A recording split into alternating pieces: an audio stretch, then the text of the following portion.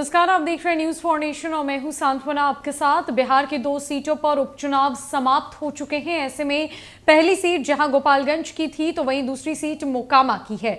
बताते चले कि मतदान की प्रक्रिया 3 नवंबर को समाप्त हो चुकी है, जिसके बाद आगामी 6 नवंबर को उपचुनाव के रिजल्ट घोषित होने हैं। लड़ाई बीजेपी बनाम आरजेडी है इन दोनों सीटों पर, जहां गोपालगंज से आरजेडी के प्रत्याशी के तौर पर वैश्य जाति से आने वाले मोहन प्रसाद गुप्ता को मैदान में उतारा गया है, तो वहीं दूसरी तरफ बीजेपी ने गोपालगंज से पूर्व विधायक स्वर्गीय सुभाष सिंह की पत्नी कुसुम देवी को मैदान में उतारा। मोकामा जो इस पूरे उपचुनाव की हॉट सीट बनी रही, अब इस मोकामा उपचुनाव में आरजेडी ने पूर्व विधायक अनंत सिंह की पत्नी नीलम देवी को मैदान में उतारा, तो वहीं बीजेपी ने आरजेडी को कड़ी टक्कर देने के लिए बाहुबली ललन सिंह की पत्नी सोनम देवी को मैदान में उतारा।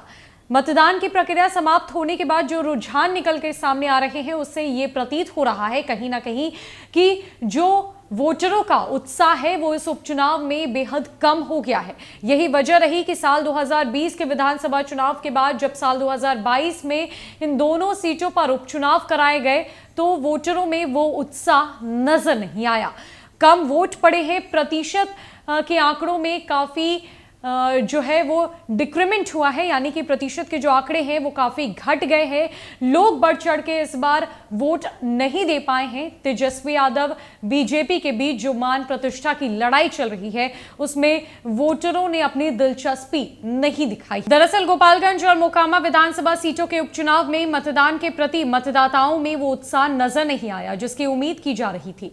इन दोनों क्षेत्रों में पिछले चुनावों की तुलना में भी कम वोट पड़े, जबकि दोनों गठबंधनों ने एड़ी चोटी का पसीना बहाया। एनडीए के तमाम दिग्गजों ने पूरी ताकत झोंकी। महागठबंधन की तरफ से उप मुख्यमंत्री तेजस्वी यादव और जदयू के राष्ट्रीय अध्यक्ष ललन सिंह ने कोई कमी नहीं छोड़ी। हालांकि स्वास्थ्य कारणों से मुख्यमंत्री नीतीश कुमार चुनाव प्रचार में नहीं जा सके। मतदान के रुझानों से दोनों सीटों पर महागठबंधन प्रत्याशी और एनडीए के बीच सीधा और करीब का मुकाबला माना जा रहा है। महागठबंधन ने राजद के चुनाव चिन्ह पर गोपालगंज में मोहन प्रसाद गुप्ता जबकि मोकामा में नीलम देवी को उम्मीदवार बनाया था। वहीं एनडीए ने भाजपा के चुनाव चिन्ह से गोपालगंज में कुसुम देवी और मोकामा में सोनम देवी को उतारा था। कुसुम देवी गोपालगंज से विधायक रहे सुभाष सिंह की पत्नी है। ये सीट सुभाष सिंह के निधन से रिक्त हुई थी। वहीं मोकामा के राजद उम्मीदवार नीलम देवी बाहुबली अनंत सिंह, जबकि भाजपा से सोनम देवी बाहुबली नलिनी रंजन सिंह उर्फ ललन सिंह की पत्नी है। एक मामले में अनंत सिंह को सजा होने के बाद मोकामा की सीट खाली हो गई थी। बताते चले कि निर्वाचन विभाग ने बिहार के मुख्य निर्वाचन पदाधिकारी एचआर श्रीनिवास ने मतदान के बाद शाम को प्रेस कॉन्फ्रेंस कर बताया कि गोपालगंज में 51.48% और मोकामा में 53.45% मतदान हुआ। दोनों विधानसभा क्षेत्रों में कुल 52% के लगभग मतदान हुआ। वहीं वर्ष 2020 के आम चुनाव के दौरान गोपालगंज में 55.03% एवं मोकामा में 54.01% तथा दोनों निर्वाचन क्षेत्रों में कुल 54.52% मतदान हुआ था। 2015 में के चुनाव में भी गोपालगंज में 56.68% और मोकामा में 56.96% तथा दोनों क्षेत्रों में कुल 56.82% मतदान हुआ था। दोनों विधानसभा क्षेत्रों के लिए 6 नवंबर को मतगणना होगी और चुनाव परिणाम जारी होंगे। दोनों क्षेत्रों में मतदान शांतिपूर्ण संपन्न कराया गया। बिहार की 2 सीटों पर मतदान की प्रक्रिया समाप्त हो चुकी है, जिसके बाद रिजल्ट का इंतजार है। आगामी 6 नवंबर को यह साफ हो जाएगा कि क्या तेजस्वी यादव की स्वीकार्यता लोगों ने स्वीकार की है या नहीं, या फिर बीजेपी का बोलबाला इन दोनों सीटों पर रहा है।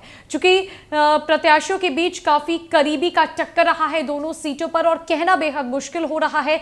रुझानों के हिसाब से कुछ भी किया जा सकता है, लेकिन इस बार के उपचुनाव में कई प्रतिशत कम वोट पड़े हैं, आंकड़े घटकर नीचे जा गिरे हैं, जिसके बाद आरजेडी और बीजेपी दोनों के लिए टेंशन का माहौल बना हुआ है, क्योंकि इन दोनों दलों ने अपनी पूरी की पूरी ताकत झोंक दी थी, लेकिन रिजल्ट उस हिसाब से आता हुआ नजर नहीं आ रहा है। अब आगामी 6 नवंबर को पूरी तरीके से स्थिति साफ हो जाएगी कि आखिरकार इन दोनों प्रतिष्ठाओं की लड़ाई में जीत किसकी हुई है।